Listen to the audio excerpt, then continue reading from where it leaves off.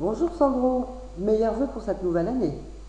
Bonjour Marie, bonne année à toi également, ainsi qu'à nos lecteurs qui sont de plus en plus nombreux et que je salue au passage. Sandro, est-il encore utile de te présenter? Oh bah ça, je ne sais pas Marie, j'imagine que contrairement à ceux qui nous suivent depuis le début, nos plus récents lecteurs ne me connaissent pas forcément. Donc, pour faire court, tu es le précurseur francophone de l'investissement en métaux précieux depuis 97, dans tes lettres d'or, puis Bourseau dès 99. À l'époque, c'était complètement iconoclaste et presque sacrilège d'oser parler de bulles des actions et d'alternatives aux investissements en vogue qu'étaient les dot-com et autres technos. Ah oui, absolument Marie. Mais pour être exact, j'ai en quelque sorte eu raison trop tôt, puisque le point bas n'est arrivé qu'après mes débuts éditoriaux, hein. Bon, en matière de stratégie patrimoniale et d'investissement, le timing est déterminant. Et avoir raison trop tôt, bah, ça s'appelle avoir tort, faut pas avoir peur des mots. Bon, ceci dit, on s'est bien refait depuis, mais enfin, c'est vrai que c'était ni facile ni confortable de cracher contre le vent et que ça m'a valu bien des inimitiés, des censures, calomnies, etc., dont je ris maintenant avec le recul. C'est là, c'est là le lot des pionniers, Sandro. Et je me souviens très bien de ces passes d'armes sur les forums bourseaux, et pour cause. C'était vraiment épique. Mais c'est surtout en 2003 que tu as donné un important signal qui rompait avec les messages précédents, puisque c'est à ce moment-là que tu as suggéré à tes lecteurs de basculer résolument sur l'argent, sans délaisser l'or, certes, mais en accordant au silver une place prépondérante. Une place prépondérante que personne ne songeait alors à lui accorder. Évidemment, les moqueries et l'ironie fusaient, y compris chez les Goldeux qui ne croyaient ni au silver, ni à la thèse de la manipulation des marchés de l'or et de l'argent. C'est à ce moment-là que j'ai découvert tes analyses. Coucou, c'est l'entrée de Marie. Et que convaincu par ta démarche, j'ai commencé à reprendre à mon compte ces thèses. Bien mal m'en a pris, puisque je me suis comme toi, juste avant, pris les noms d'oiseaux, on se faisait immédiatement et vertement taxer de parano, de conspirationniste et autres noms d'oiseaux. Bonjour l'ambiance. Mais ce que nous disions à cette époque, qui était complètement dénigré, ridiculisé et parfois censuré, est aujourd'hui pour la majorité des Gold silvériens une évidence. C'est quand même incroyable ça. À telle enseigne que les mêmes se moquaient ou restaient hermétiques à nos arguments, disent aujourd'hui la bouche en cœur. Oh, bah la manipulation, c'est pas nouveau, Marie, hein, ça fait 10 ans qu'on nous en parle, que Sandro nous en parle. On connaît la chanson, inutile d'en rajouter. Bref, on ne peut pas plus en parler aujourd'hui qu'à l'époque. C'est complètement dingue, ça, Sandro. Oui, Marie, ça c'est le délire, ça.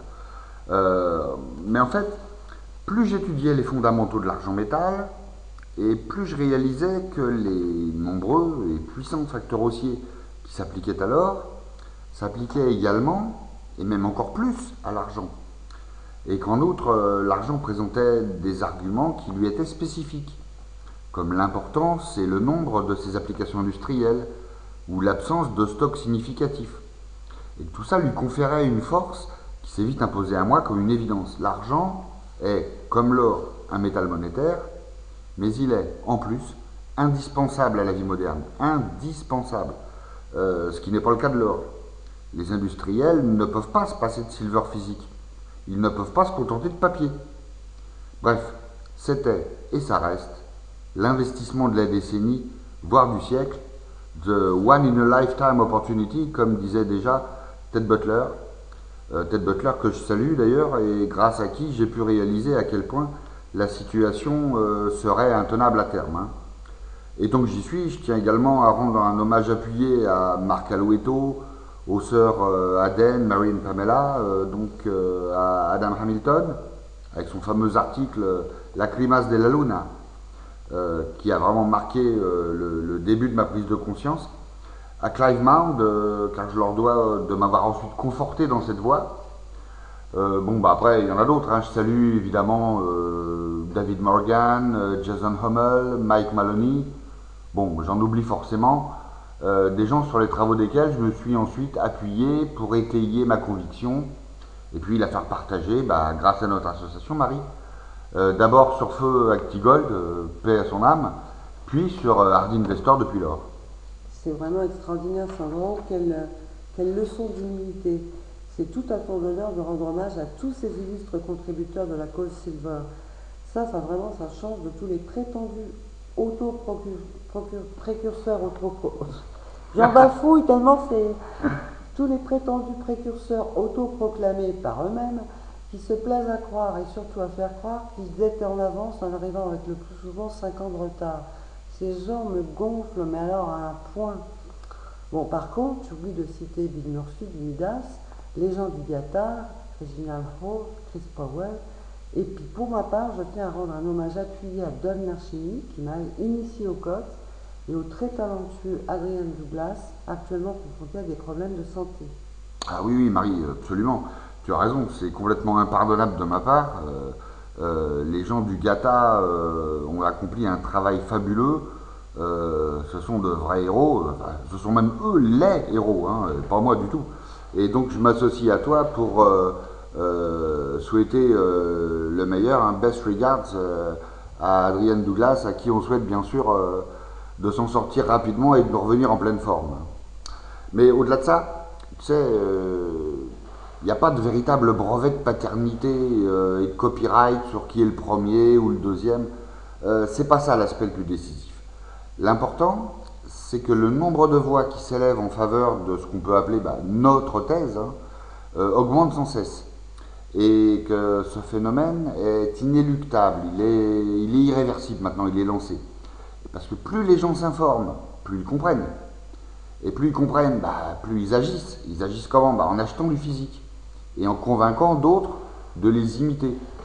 Et c'est pour ça que le cartel des banksters qui sont short sur les métaux précieux en général, et puis surtout sur l'argent où ils sont très très short, ne peut à terme qu'essuyer une cinglante défaite. Bon alors, une défaite qu'on attend avec impatience, mais en même temps attention parce que ça va pas être sans casse. Le problème c'est que leur défaut, pour inéluctable qu'il soit, il risque de ne pas être sans conséquence sur le niveau de vie, voire sur la survie financière et patrimoniale de millions de foyers dans le monde.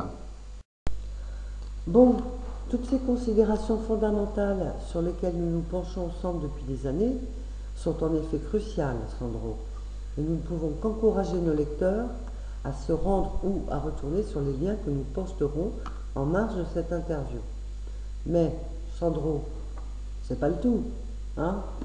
En ce début d'année 2013, nos lecteurs seront sans doute curieux de savoir si tes convictions sont toujours aussi ancrées et si tu es toujours haussier sur les métaux en général et sur l'argent en particulier. Peux-tu nous dire en substance ton sentiment du moment? Bien volontiers, Marie, en toute humilité. Je crois que j'ai déjà fait la preuve de ma capacité à me planter. Mais bon, je crois vraiment que plus le temps passe et plus l'équation promet d'être fatale pour les manipulateurs de ce que nous appelons ironiquement le Crimex ou le Crimex, par allusion au Comex. Alors, certes, rien n'est linéaire en ce bas monde et nous avons traversé plusieurs épisodes de volatilité particulièrement exacerbée ces dernières années, et notamment encore cette année. Mais je crois que plus que jamais, non seulement le marché reste haussier, mais qu'en outre, nous touchons certainement au terme d'une longue et éprouvante période de consolidation. Bon, ce n'est jamais agréable, mais c'est sain. C'est même indispensable, c'est un peu comme une respiration. C'est ce qui démontre que l'argent, ce que je dis est également vrai pour l'or, n'est pas du tout dans une prétendue bulle spéculative, comme tant de commentateurs s'efforcent de nous en convaincre, bien au contraire. Je pense que nos métaux chéris sont désormais en zone de survente, et que la probabilité d'un rebond, d'une reprise de la hausse donc, est de plus en plus grande. Bon, la question du lecteur, un petit peu à piège, en termes de calendrier, Sandro. As-tu des échéances précises à donner à nos lecteurs? Malheureusement, Marie, au risque de décevoir les plus fervents de nos admirateurs, entre guillemets, Je n'ai malheureusement pas la capacité de lire dans le marc de café, ça, et je crois bien que je suis le premier à le déplorer. Non, je parle ici sérieusement et je parle des fondamentaux. Les fondamentaux, ils sont stables, ils peuvent évoluer, mais c'est pas de la spéculation à court terme, hein. Donc non seulement ces fondamentaux restent tout à fait excellents, mais, et ça je l'affirme, ils n'ont jamais été meilleurs. Et le temps qui s'écoule rend ce postulat plus vrai chaque jour. À mesure que les ressources s'épuisent, que la rareté s'affirme, les fondamentaux s'améliorent. Il n'y a pas à tortiller. Alors, par rapport à ta question, c'est plus un recours à l'analyse technique qui, en général, me permet de donner des pistes en timing.